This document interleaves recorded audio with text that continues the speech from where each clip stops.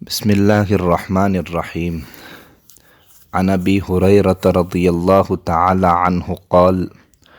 قال رسول الله صلى الله عليه وسلم الإيمان بضع وسبعون شعبة فأفضلها قول لا إله إلا الله. مسلم شریف کی یہ روایت ہے، کتاب الایمان میں اس کو نقل کیا گیا ہے۔ اللہ کے رسول صلی اللہ علیہ وسلم نے ارشاد فرمایا کہ ایمان کے 70 سے بھی زائد شعبے ہیں، جن میں سب سے افضل لا الہ الا اللہ کا قائل ہونا ہے۔ اس حدیث میں وضاحت کے ساتھ یہ بات بیان کر دی گئی ہے کہ ایمانیات میں سب سے زیادہ اہمیت کلمہ توحید لا الہ الا اللہ کے قائل ہونے اور عقیدے کی درستگی اور اصلاح کی ہے، بلکہ تمام اعمال کی بنیاد ایمان کی پختگی اور عقائد کی درستگی پر ہے، اور دین کا سب سے بڑا اور سب سے پہلا امتیاز اور نمایاں شعار عقیدے پر زور اور اصرار ہے، یعنی عقیدے کو مضبوط کرنا ہے۔ حضرت آدم علیہ السلام سے لے کر خاتم النبیین حضرت محمد مصطفیٰ صلی اللہ علیہ وسلم تک تمام انبیاء کرام اسی معین عقیدے کی دعوت دیتے رہیں، اور ان انبیاء کے نزدیک بہتر سے بہتر اخلاقی زندگی اور اعلیٰ سے اعلیٰ کردار، نیکی اور صلاح کی اس وقت تک کوئی قدر و قیمت نہیں جب تک کہ اس عقیدے پر ایمان نہ ہو،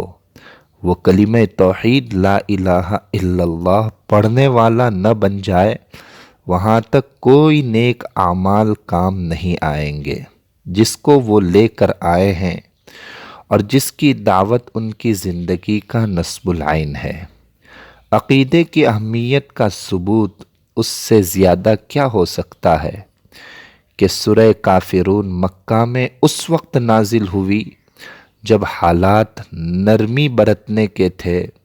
اور اس مسئلے کو اس وقت تک کے لیے ملتوی رکھنے کے متقاضی تھے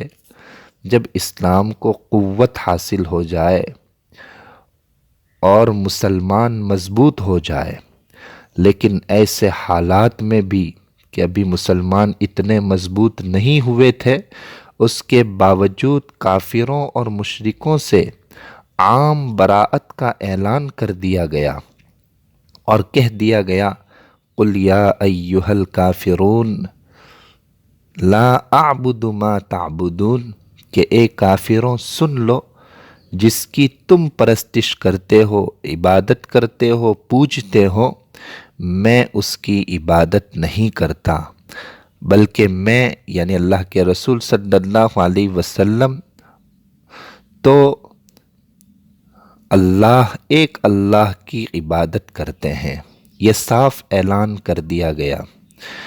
اس سے یہ بات واضح ہو گئی کہ اعمال اسی وقت اللہ تعالیٰ کے نزدیک مقبول ہوں گے جب عقیدہ اور ایمان پختہ ہو، صرف اللہ ہی کو معبود اور قاضی الحاجات سمجھا جائے، اور یہ عقیدہ ہو کہ اللہ کے حکم کے بغیر ایک ذرہ بھی اپنی جگہ سے نہیں ہٹ سکتا ہے، اور ایک پتا بھی درخت سے زمین پر نہیں گر سکتا ہے۔ کائنات اسی اللہ نے بنائی ہے، اور وہی اللہ اس کائنات کو چلا رہا ہے، جیسا کہ فرمان الہی ہے الا لہ الخلق والامر، کہ اسی اللہ کا کام ہے پیدا کرنا، اور اسی اللہ کا کام ہے اس کو چلانا اور انتظام کرنا۔ غیب کی کنجیاں اللہ ہی کے پاس ہے، وہ جو چاہتا ہے کرتا ہے، اور حضرت محمد مصطفیٰ صلی اللہ علیہ وسلم اس کے برگزیدہ بندے اور رسول ہیں، اور اس کے محبوب ہیں اور آخری نبی ہیں۔ آپ کی شریعت آخری شریعت ہے، جب یہ عقیدہ ہمارے دل میں پختہ ہوگا اور اس کی پختگی ہوگی تو سارے ایمانی اعمال اور اس کے تمام شعبوں پر عمل سے نتائج نکلیں گے۔ اللہ تبارک و تعالی ہمیں توحید کے کلمے کو سمجھنے کی توفیق عطا فرمائے اور کامل ایمان نصیب فرمائے، اور پھر ایمان پر استقامت نصیب فرمائے اور خاتمہ بالخیر نصیب فرمائے اور جنت کا مستحق فرمائے۔ زندگی اللہ اور اللہ کے رسول صلی اللہ علیہ وسلم کی رضامندی والے اعمال کے ساتھ گزارنے کی توفیق عطا فرمائے۔ السلام علیکم ورحمۃ اللہ وبرکاتہ۔